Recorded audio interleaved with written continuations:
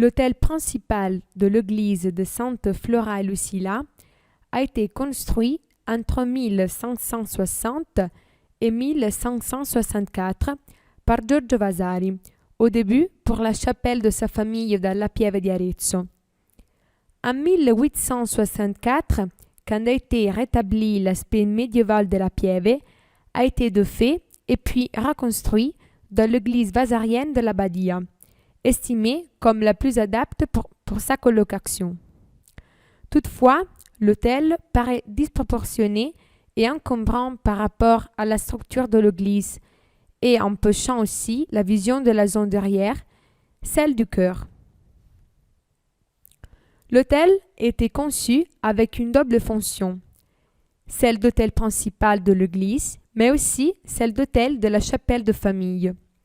Pour seul, on peut distinguer deux tables, une tournée vers le chœur longitudinal de l'église, un autre, au début pensé comme mausolée de la famille, praticable à l'intérieur avec une petite escalier, aurait dû accueillir en plus de reliques de plusieurs saintes et de puits mortels de Giorgio, de ses ancêtres et de sa femme Nicolosa Bacci.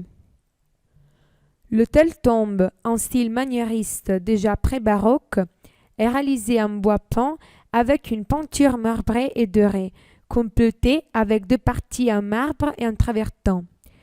Il présente nombreux éléments décoratifs et disposés sur les différents côtés, 23 toiles peintes par Vasari avec ses collaborateurs. Les toiles se disposent sur les quatre côtés de l'autel sous différents registres. Celui central, constitué par 6 grandes planches, représente des saintes. Celui inférieur, une sorte de prédelle qui illustre la vie des saintes, et celui supérieur, constitué par 4 ronds, qui représentent les vertus allégoriques. En outre, sur le côté postérieur, il y a 2 planches avec les ancêtres des Vasari sur les frontonneaux, dans un ovale, l'Assomption de la Vierge. Au centre du côté frontal, il y a un grand tableau sûrement fait par Vasari qui représente la vocazione degli apostoli Pietro, Andrea, Giacomo et Giovanni.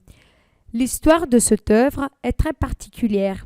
Le pape arrêtant, Giulio III, l'a commissionné pour décorer la Cappella Pontificia réalisée par lui-même en Vaticano, en oubliant de la payer après à l'auteur. Son successeur, Paolo IV, à la demande de paiement en avance par Vasari, il préférait rendre le tableau qui ensuite a été placé dans l'autel de la famille. À droite est placé un tableau rectangulaire représentant les saints Giorgio et Paolo, surmonté par une ronde allégorique de la foi. Dans la predelle située en dessus, San Giorgio est une princesse. À gauche, symétriquement, un tableau avec San Donato et San Stefano, surmonté par un rang allégorique de la religion, et en dessus, les socles avec le miracle du Calice di San Donato.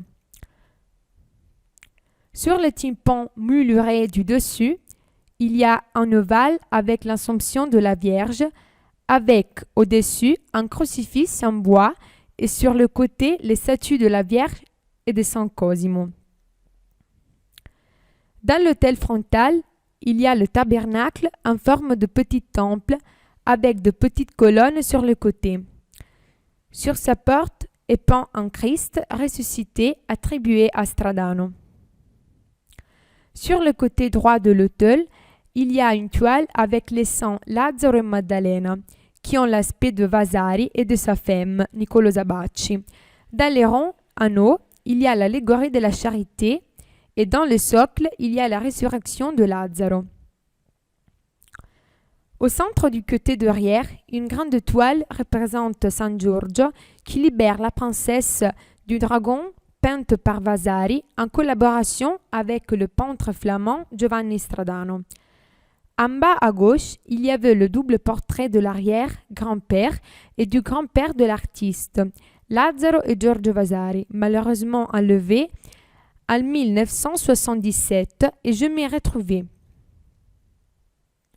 À droite, par contre, le double portrait de parents du peintre, Maddalena Tacci et Antonio Vasari. Sur le côté gauche de l'autel, il y a la toile qui représente le San Francesco d'Assisi et Antonio Abbé. Dans les rangs au-dessus, l'allégorie de la patience et sur le socle, les stigmates de San Francesco.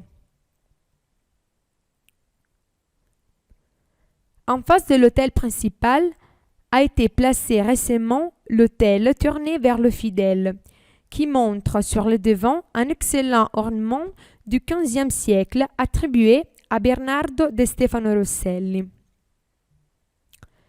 Au centre, dans un rond, sont représentées les saintes Flora et Lucilla, avec un rameau de palme et une lampe à huile. Autour, le champ est peint comme un brocart en rouge et en or, avec de guirlandes et de fleurs de canard.